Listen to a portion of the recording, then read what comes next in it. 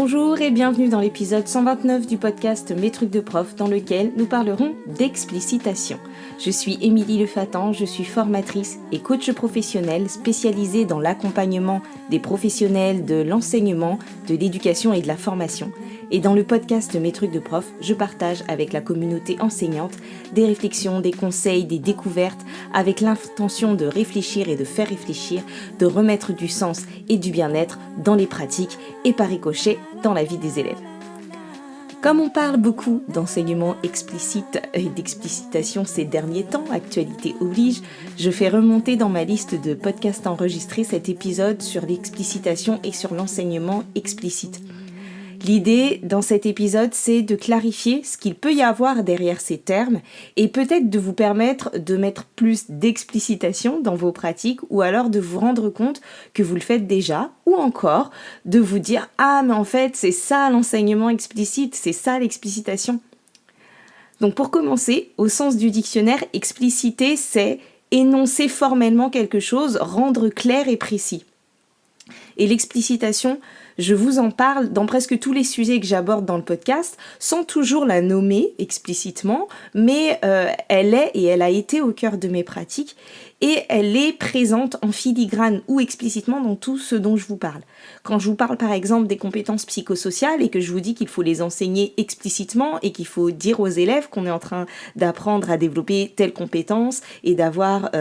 des activités qui permettent de les enseigner, quand je vous parle de l'oral et que je vous dis que l'oral s'enseigne explicitement en étant l'objet d'apprentissage, quand je vous ai parlé de la lecture aussi, quand je vous ai parlé notamment d'enseigner les compétences de compréhension, quand je vous ai parlé du calcul mental, mais aussi quand je vous parle de gestion de classe, de règles, de gérer les comportements, de la gestion de conflits, bref, il me semble que je suis tout le temps en train d'aller dans le sens de l'enseignement explicite et de l'explicitation en tout cas, c'est-à-dire de rendre clair et précis pour les élèves ce qu'on fait, ce qu'on est en train d'apprendre, à quoi ça va leur servir, etc. Et en fait, derrière l'expression enseignement explicite, il y a plusieurs, on va dire, cadres théoriques différents qui ne sont pas antinomiques, qui sont même complémentaires, mais qui vont parfois donner lieu à des mises en œuvre différentes, ou en tout cas à une lecture différente de certaines situations. Il y a certaines façons de voir cette explicitation qui va plutôt avoir un impact sur vos gestes professionnels. Il y en a une autre façon qui va avoir un impact sur votre pédagogie et parfois même va même aller jusqu'à vous suggérer une démarche très précise avec des étapes, etc. Dans le premier sens que je mets, moi, derrière l'explicitation, moi, mais pas que moi en réalité, c'est celui que j'ai appris lors de ma formation initiale et qui a guidé ma pratique. C'est ce qu'on peut retrouver derrière le concept de clarté cognitive. C'est le fait de permettre aux élèves de pouvoir avoir une idée très claire de ce qu'ils sont en train d'apprendre, de pourquoi ils sont en train de l'apprendre, de comment ils doivent faire dans leur tête pour l'apprendre. Et ça, je vous en parlais déjà dans l'épisode spoilé ou explicité, que je vous invite vraiment à réécouter. Et donc, derrière ce concept de clarté cognitive, il y a l'idée de rendre tout ça clair et lisible pour les élèves et de, sans arrêt, leur rappeler, leur dire et le clarifier, que ce soit en termes d'objectifs, d'attentes, de procédures, etc. Le second sens que je mets derrière l'explicitation et que j'ai découvert dans mes premières années d'enseignement, notamment dans un stage d'éducation prioritaire dont je me souviens, c'est celui qui vient du groupe ESCOL, qui est une équipe d'éducation et scolarisation qui regroupe des enseignants-chercheurs et des chercheurs de l'Académie de Créteil et des universités Paris 8 et Paris Est. Et donc, qui a travaillé sur l'explicitation, notamment dans le cadre des recherches sur les luttes contre les inégalités scolaires, dans le cadre de l'éducation prioritaire. Et donc, qui dit que l'explicitation, elle va contribuer à lutter contre les inégalités scolaires. Et donc là, l'idée, c'est que expliciter, c'est rendre clair ce qu'on fait et pourquoi on le fait. C'est aussi mettre du sens sur les apprentissages. C'est rendre les intentions de l'enseignant transparente pour éviter les malentendus scolaires, pour que tous les élèves, même ceux éloignés de la culture scolaire, puissent comprendre ce qu'ils font là, pourquoi ils sont là, ce qu'ils sont en train d'apprendre, sans passer à côté de l'essentiel, ce qui est créé par certains malentendus quand on ne clarifie pas les choses. C'est-à-dire qu'il y a des choses qui sont très claires, des intentions qui sont très claires dans nos têtes d'enseignants, qui vont être claires pour certains élèves qui comprennent les attendus scolaires et qui ont une certaine culture scolaire et qui vont comprendre sans forcément qu'on fasse des liens, qu'on fasse du tissage et qu'on leur explique, mais on va perdre, si on n'explicite pas, toute une partie des élèves qui ne comprendront pas si on leur rend pas clair et lisible. Et donc, l'idée, c'est aussi de ne pas avoir que des élèves qui font ce qu'on leur dit de faire, mais d'avoir aussi des élèves qui comprennent ce qu'ils font, qui comprennent pourquoi ils le font, à quoi ça sert, quand est-ce qu'ils pourront s'en resservir,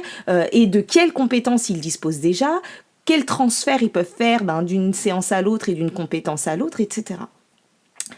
Donc, depuis quelques années déjà, dans cette idée, on trouve en première priorité du référentiel de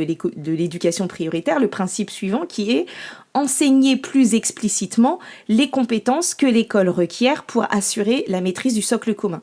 Et donc ça, c'est vraiment directement nous dire que il faut expliciter, il faut rendre explicite l'école, les compétences, les mots de l'école, comment on fonctionne, qu'est-ce qu'on attend des élèves, comment ils peuvent faire pour réussir. C'est aussi dans ce sens que va Roland Guagou quand il parle d'explicitation dans ses 5 focales pour analyser les pratiques d'enseignement. Et c'est également dans ce sens, en accord avec ces principes d'explicitation, qu'avec Sylvie Seb, ils ont construit leur méthode de compréhension, Naramus, Rhino-Lectorinet, Lector-Lectrix, etc., où vraiment chaque compétence et de compréhension, chaque stratégie de compréhension est vraiment sous-découpée et enseignée explicitement l'une après l'autre. Et donc, à chaque fois que vous essayez de découper une compétence en plein de petites compétences, toutes petites, pour les enseigner à vos élèves, eh bien, vous vous inscrivez dans ce principe, mais il faut évidemment vous assurer que les élèves aient le même niveau de clarté que vous et qu'ils sachent ce qu'ils sont en train d'apprendre, qu'ils sachent à quoi ça leur sert. Et au final, être explicite, quand on enseigne, c'est permettre aux élèves de savoir clairement et précisément ce qu'ils vont apprendre, ce qu'ils doivent faire, ce qui est attendu d'eux, mais également comment ils pourront réussir, et donc en leur enseignant explicitement les procédures, les stratégies, leur dire aussi de quel savoir ou de quelles compétences ils disposent déjà et qu'ils pourront remobiliser dans cette situation ou dans d'autres situations, et à quoi cela leur servira, à quoi cela leur sera utile à court, moyen ou long terme. En gros, c'est ce qu'il y a à expliciter. Et pour le faire, il va falloir le clarifier pour soi et se l'expliciter pour soi aussi en tant qu'enseignant.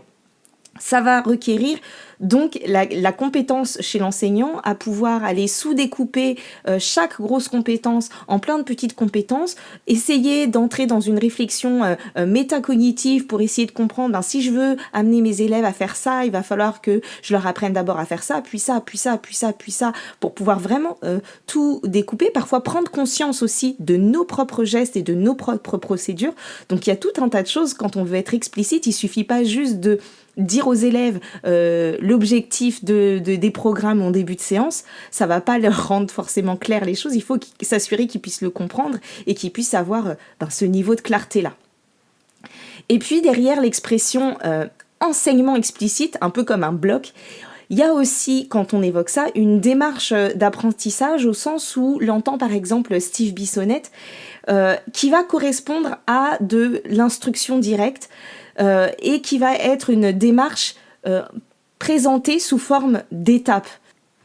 Évidemment, vous allez voir qu'on retrouve dans ces étapes-là les principes que j'ai évoqués précédemment, mais là vraiment, derrière cette expression figée de enseignement explicite, il y a cette idée de suivre ces étapes un peu comme une préconisation. Et donc, ces étapes, elles sont les suivantes, c'est que 1, il faut dire les objectifs d'apprentissage et les intentions de l'enseignant. 2, il va falloir modeler, c'est la phase qu'on appelle modelage, au sens de modèle, et donc de montrer aux élèves les procédures en explicitant vraiment à voix haute les raisonnements, les processus mentaux. Donc là, dans cette phase de modelage, l'idée c'est de rendre les procédures très explicites pour les élèves. La troisième phase, c'est une phase de pratique guidée où les élèves vont essayer de manière accompagnée par l'enseignant, en verbalisant leurs procédures, vont essayer soit de mettre en place de nouvelles procédures, d'appliquer peut-être celles qu'on leur aura données ou d'en découvrir d'autres, en tout cas de manière très explicite. Et dans cette phase, le rôle de l'enseignant va être très actif puisqu'il va aller questionner ce que font les élèves, verbaliser, leur donner du feedback pour qu'ils puissent se réajuster par rapport à ce qu'ils avaient produit et par rapport à ce qui est attendu. Quatrième étape, c'est la pratique autonome, où du coup là les élèves vont pratiquer seuls, sans l'enseignant. En gros, c'est la phase de réinvestissement ou la phase plutôt d'application. Et pour cela, il est nécessaire, comme dans ce que je vous ai dit tout à l'heure, de découper les apprentissages en compétences, exactement comme on découpe le processus de compréhension d'un texte pour enseigner les stratégies de lecture et de compréhension une à une. Et enfin, dernière étape, c'est la phase de clôture explicite, toujours, où on va venir synthétiser tout ce qu'on a appris, ce qu'il faut retenir, des stratégies ou des procédures qu'on aura vues, et quelle sera l'étape suivante, ce qu'on va apprendre à faire ensuite, comment tout ça, ça va se compléter. Ce qui est intéressant dans cette présentation sous forme de démarche en étapes, c'est que c'est facilitant pour s'approprier cet enseignement explicite. Et il y a plusieurs recherches qui montrent que cette façon d'enseigner est plus efficace, en tout cas à certains moments, a montré plus d'efficacité sur les cohortes étudiées.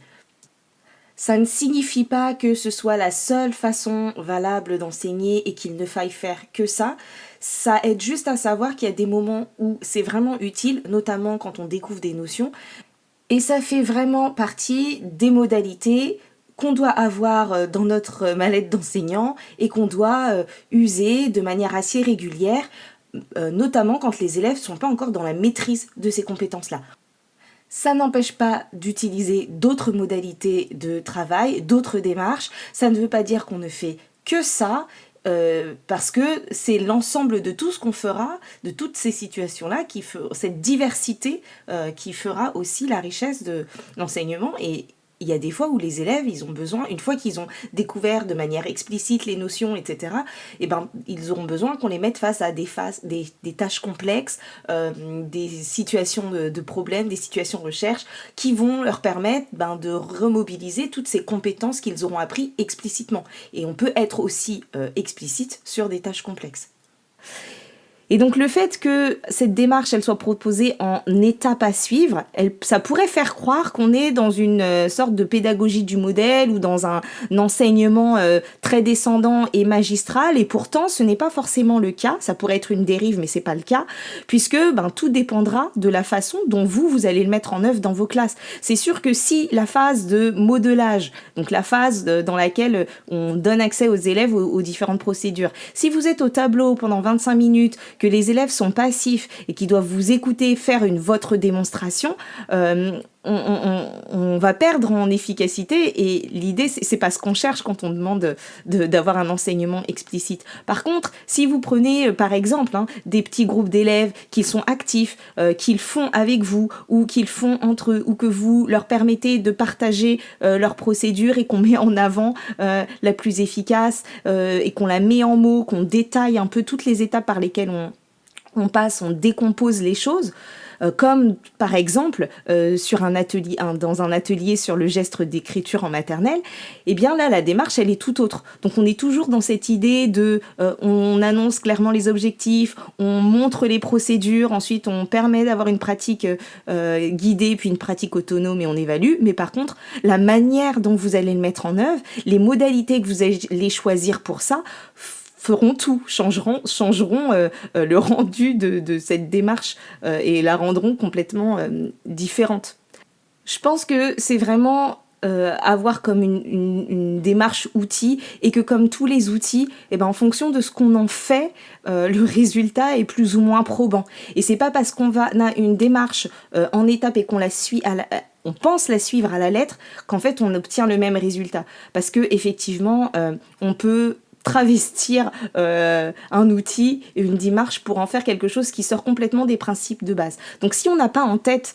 les principes de base de l'explicitation, ce que je vous ai expliqué tout à l'heure, que l'idée c'est vraiment de rendre les choses claires pour les élèves et mettre du sens et qu'ils sachent ce qu'ils sont en train de faire, et puis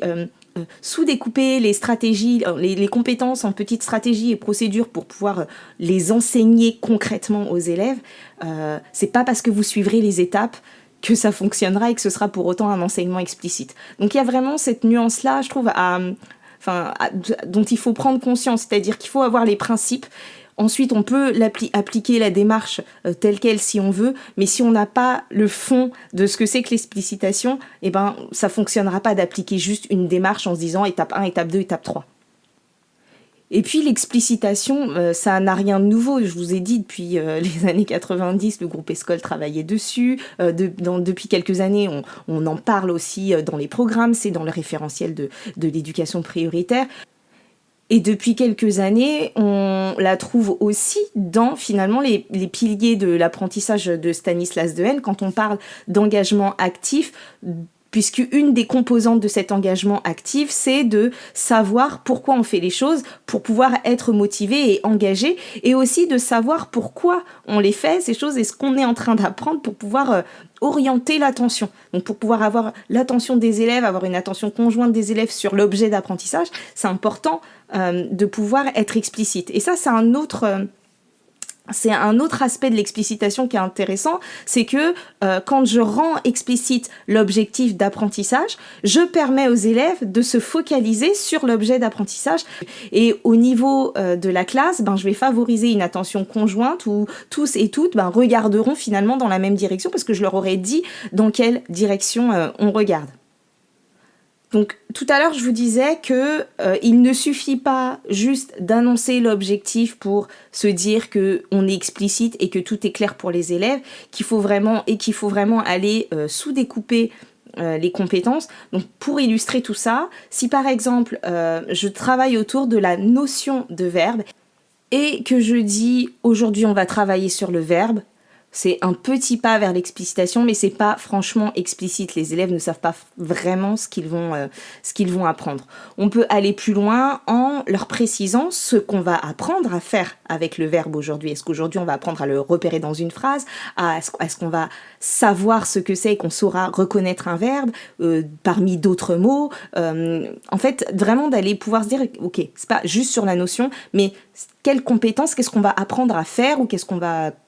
apprendre comme connaissance aujourd'hui. Et puis, en termes de traces écrites, si je suis juste sur le verbe donne une action ou un état, se conjugue, je vais donner des connaissances aux élèves, mais je ne vais pas forcément être très explicite sur ce que j'en fais, quelle procédure, qu'est-ce que je fais dans ma tête quand je me retrouve dans telle ou telle situation et que je dois reconnaître un verbe. Il faut vraiment aller plus dans la procédure. Par contre, si d'une manière ou d'une autre, que ce soit en individuel, en collectif, en atelier, etc., donc quelle que soit la modalité, si je montre ou que j'explique clairement tout ce que je fais dans ma tête et toutes les procédures que je peux mobiliser pour, par exemple, reconnaître un verbe dans une phrase, là, je suis dans de l'enseignement explicite. L'élève, il ressort de là en sachant précisément ce que lui, il peut faire dans sa tête pour pouvoir reconnaître un verbe si on reste sur cette compétence-là. Autre exemple, en anglais, pour changer de domaine, si je mets tous les jours mes élèves en situation d'écoute pour travailler la compréhension orale, mais que je me contente de les faire écouter un extrait et de leur demander ce qu'ils ont compris, là je suis dans une situation où je leur propose des entraînements, mais je n'enseigne pas de manière explicite comment on fait pour comprendre un oral en anglais qu'on est en train d'écouter. Okay. Par contre, si je décortique tous les processus mentaux plus ou moins experts que je mets en place pour pouvoir essayer de comprendre un oral, et bien là, j'enseigne explicitement comment je peux faire quand le prof met lecture sur l'audio que je dois écouter pour essayer de comprendre. Donc là, il y a une vraie bascule sur le comment je fais, comment je m'y prends. Autre exemple en calcul mental, si je donne des calculs, plusieurs types de calculs mélangés aux élèves et qu'ensuite on corrige, on donne les résultats pour savoir si c'est bon ou si c'est faux, là l'enseignement il n'est pas explicite.